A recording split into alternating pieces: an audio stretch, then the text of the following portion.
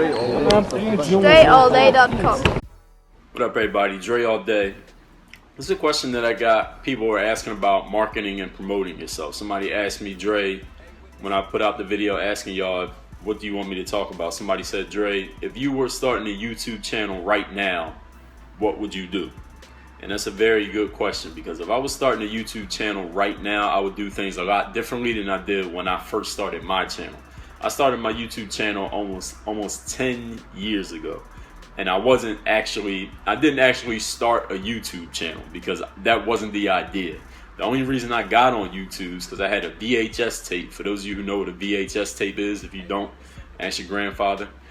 The VHS tape that had the video from my first ever professional exposure camp on it. And I knew that I didn't want to try to hold on to that tape. I said, I want to put this somewhere that's digital so that it'll just be online, so I don't have to keep track of it. I don't have to make sure it doesn't get broken or messed up or damaged, because that tape was that was my whole career right there, that tape.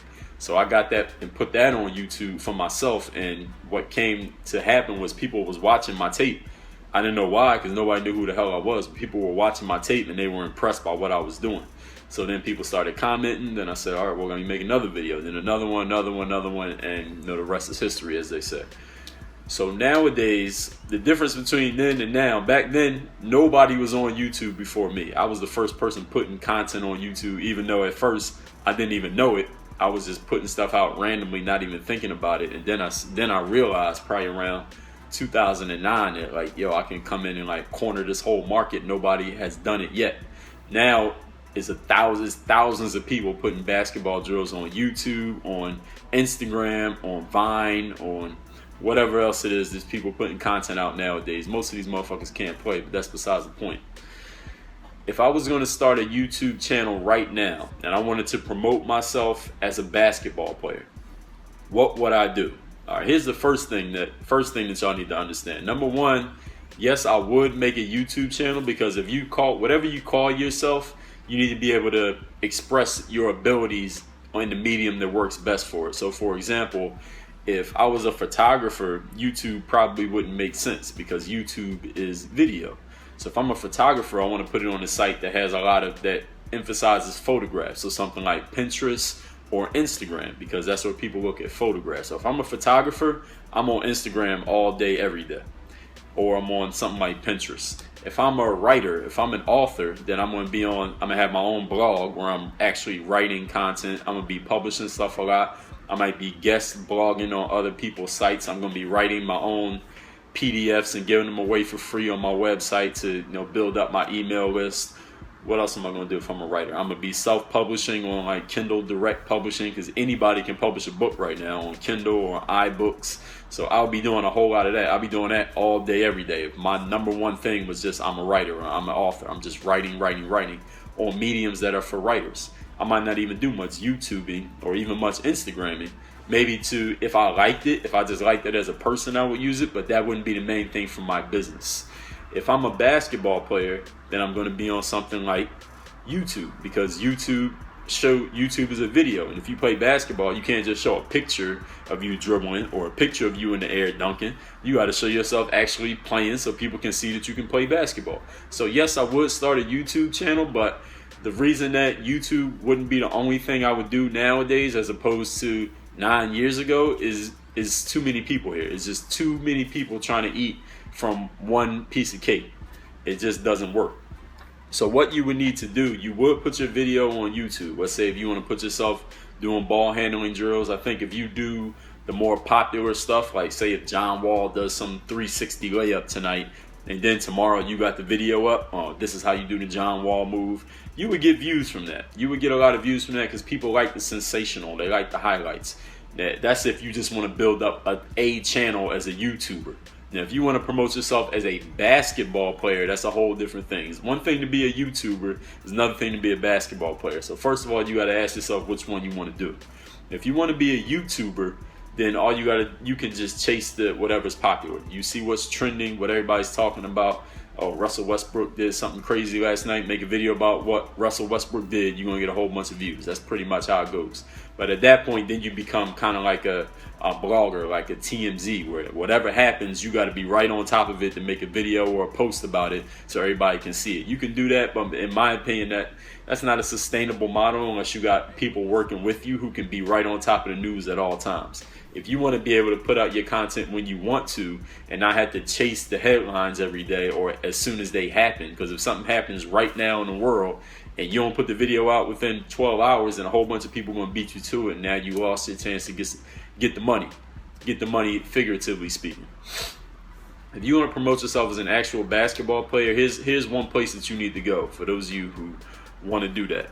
And a lot of players don't know about this. You need to get on LinkedIn.com.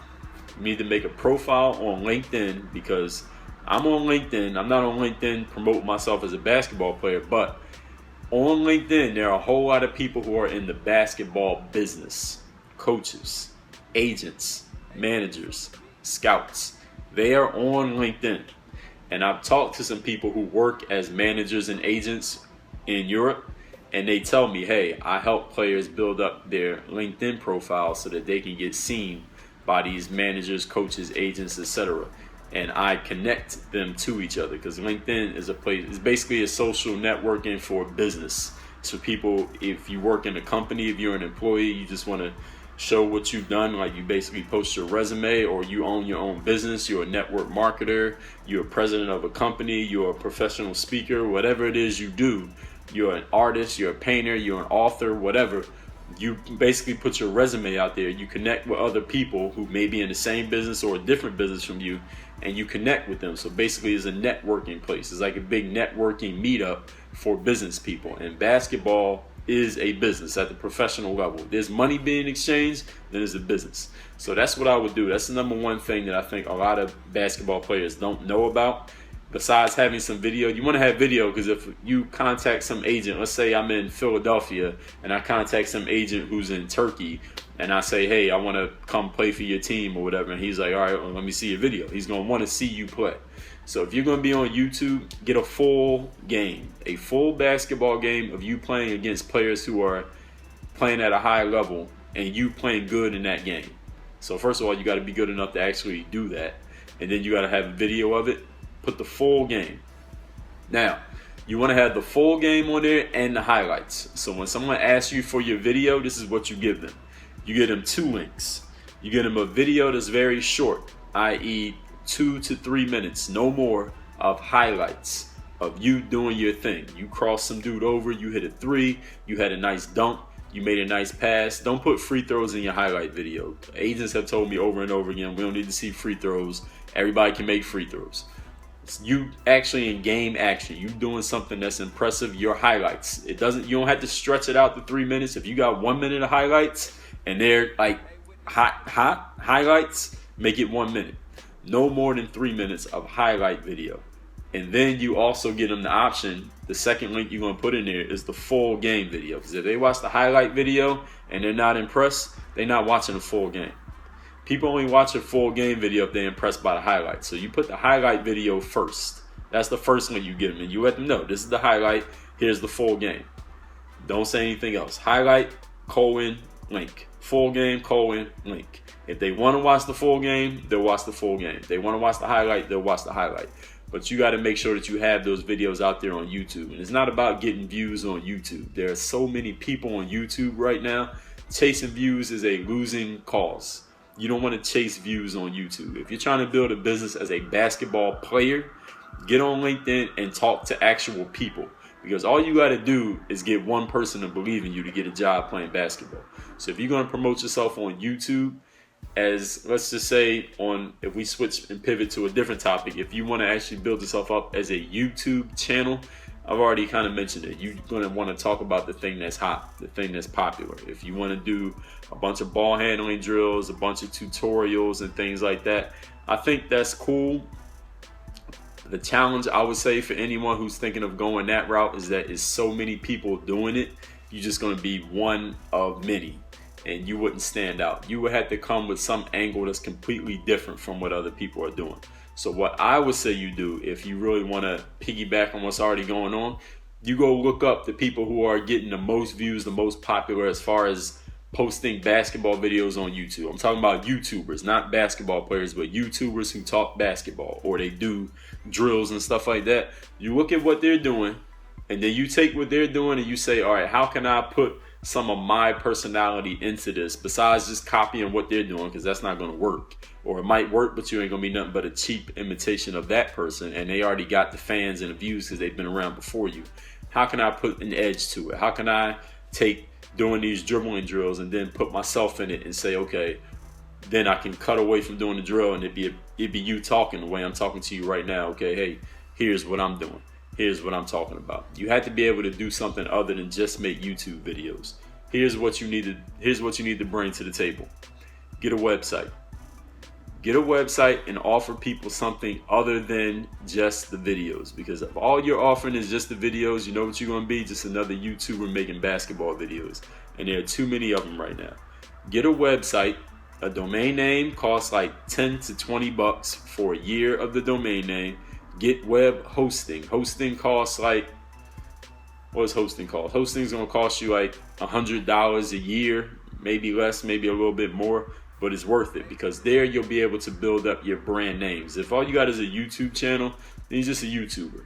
And there's nothing wrong with being just a YouTuber, but if you want to be one of 1,000, then go ahead and do that. If you want to do something more than that, you got to be able to diversify yourself. You got to be able to put yourself in different mediums besides just videos. So have some writing. Talk about yourself on your website.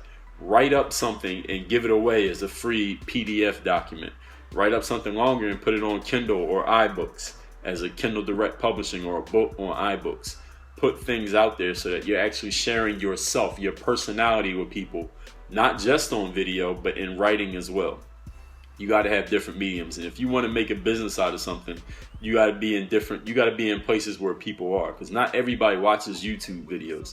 Me personally, I don't even watch YouTube videos no more because there's just too many people and there's too many videos, and I'd rather read than watch a video, actually, honestly.